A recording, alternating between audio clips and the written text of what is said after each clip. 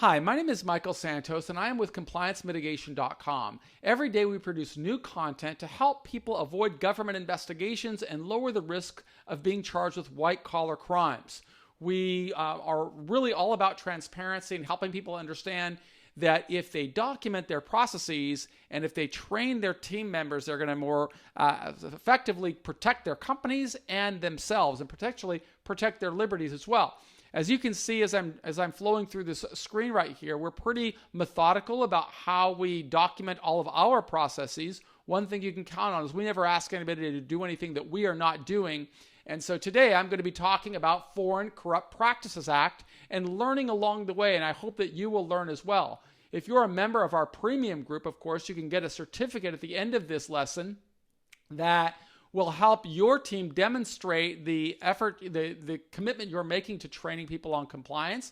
And we hope that will qualify you for leniency or deferred prosecution agreements if you are not, if something goes wrong and a government investigation begins. But let's now learn a little bit about Foreign Corrupt Practices Act. Now, in this situation, people were working for companies that provided illegal incentives to foreign officials in an effort to open business development opportunities. Despite the transactions occurring outside the United States, and despite citizenship of perpetrators, U.S. laws still applied. Our government charged participants of the bribery scheme with violating the Foreign Corrupt Practices Act, FCPA, which is a serious white-collar crime.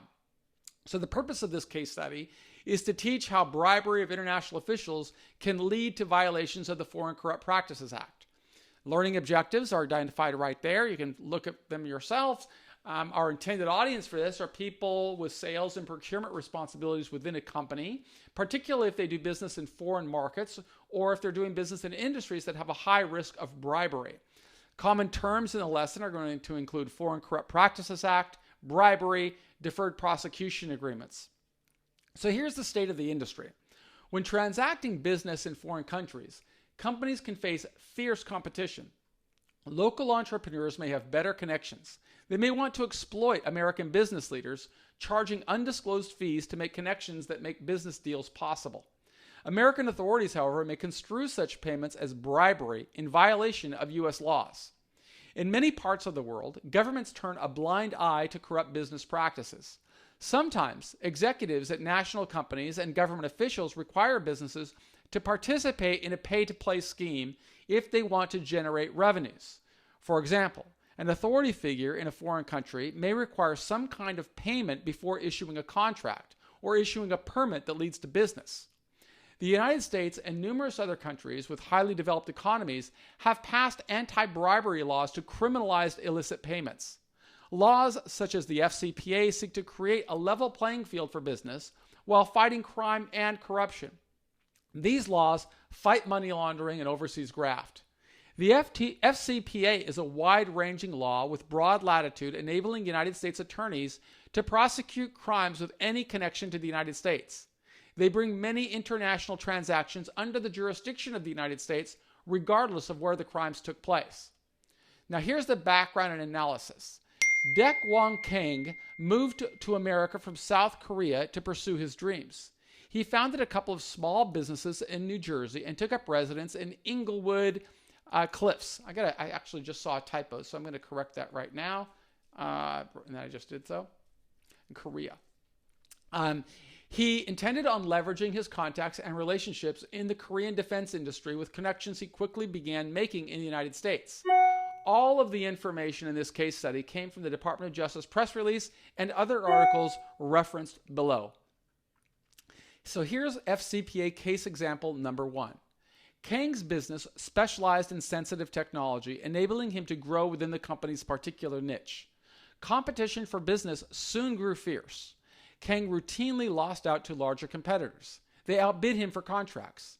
In an effort to improve his chances, Kang turned to an old friend. His friend worked as a government official within the Defense Acquisition Program in Korea.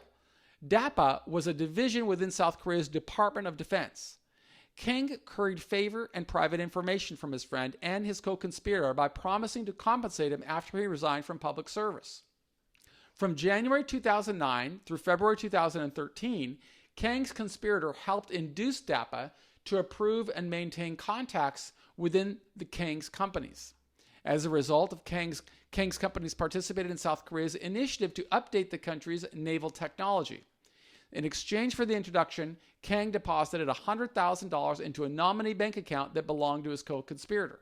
That's case number 1. Let's take a look at case number 2. Joseph Dominguez served as the managing partner of Global Strategy for Direct Access Partners. This company served as a broker-dealer registered with the Securities and Exchange Commission.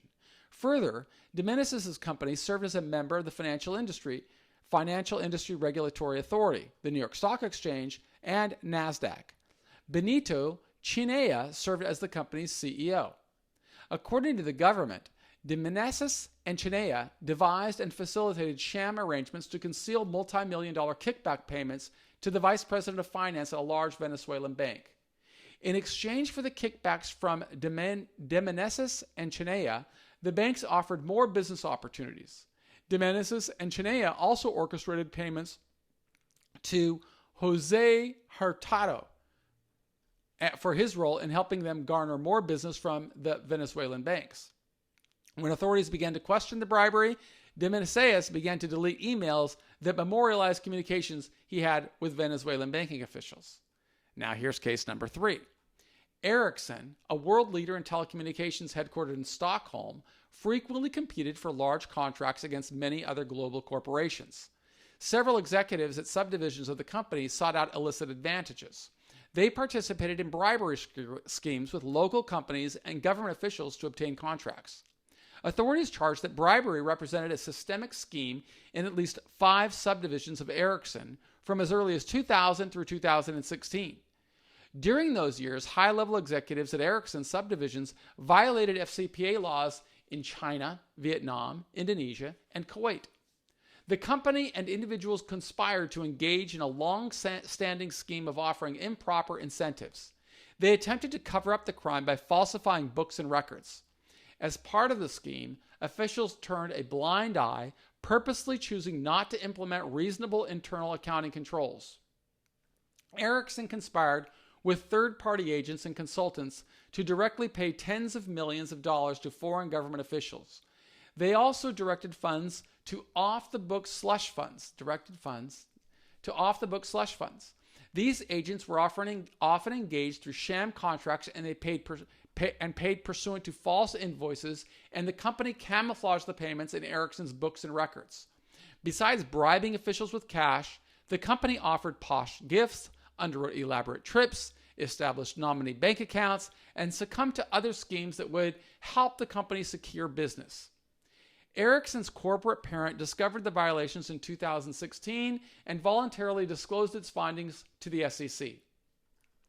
The Foreign Corrupt Practices Act is a United States federal law that prohibits U.S. citizens and entities from bribing foreign government officials to benefit their business interests.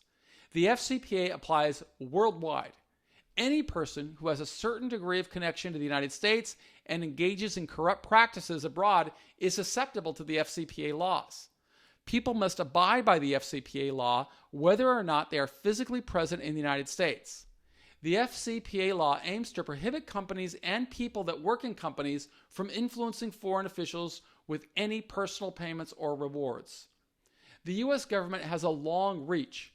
It investigates people and companies regardless of influence, and people in the 3 cases above sought an unfair competitive edge.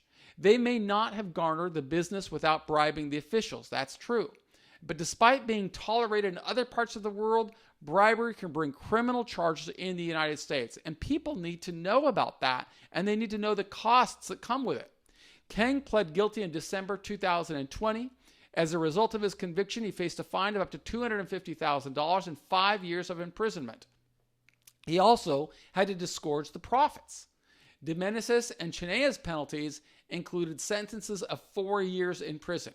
Their colleague, Hurtado, got a 3-year sentence pursuant to a plea deal in 2015. They also faced fines and had to disgorge profits in excess of $18 million. Ericsson received a deferred prosecution agreement because of its voluntary disclosure. The case served as a huge corporate distraction for several years.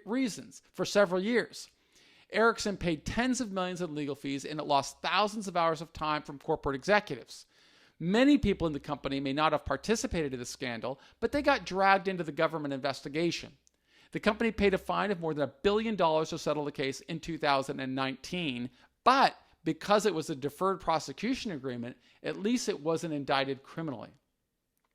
The Justice Department specifically announced that Ericsson could have mitigated damages even more had it implemented better compliance enforcement after the fact and more quickly disclosed the discovery of the legal actions to the Department of Justice. So here's our recommendation. Look, people and companies must abide by the law or they face consequences. Bribery, graft, and other types of corruption have flourished as accepted business practices in many parts of the world for a long time. But international mores and laws began changing decades ago, and they continue to evolve toward greater transparency and leveling the playing field of commerce. We recommend that businesses adapt. They have to implement compliance practices and commitment to transparency. That's the way they lessen their vulnerability to criminal charges. By helping people learn about acceptable practices under the FCPA and making it clear that corruption will not be tolerated, companies may show a good faith effort to comply. Accepting or giving gifts, honorariums, paid vacations, and tokens such as tickets to ball games, rounds of golf, fancy business dinners can lead people into trouble. Officials should have a policy to account for such transactions, and the company should document the policy in its internal code of conduct. These are practices that we learned by studying how do people qualify for deferred prosecution agreements, and you can get a lot of information on that from our course called Compliance 101. Any action that leads to personal enrichment related to direct compensation from a company as a result of employment can violate the basic principles of the FCPA. Now, a prosecutor or a government regulator may bring charges for a single violation. Companies may expose themselves to higher levels of risk when such practices are protracted and systemic, and that's why we recommend an investment of compliance. Now, as you see at the bottom of it, we've got a little quiz about the Foreign Corrupt Practices Act, about Ericsson, about illicit payments, about what happened with the Chinea, Demenesis, and Hurtado scam, Dec Wong Kong. We have some information there. And the only way you're going to be able to pass those is if you listened or read. And of course, you want the source material. We offer that right here. It's in our course material.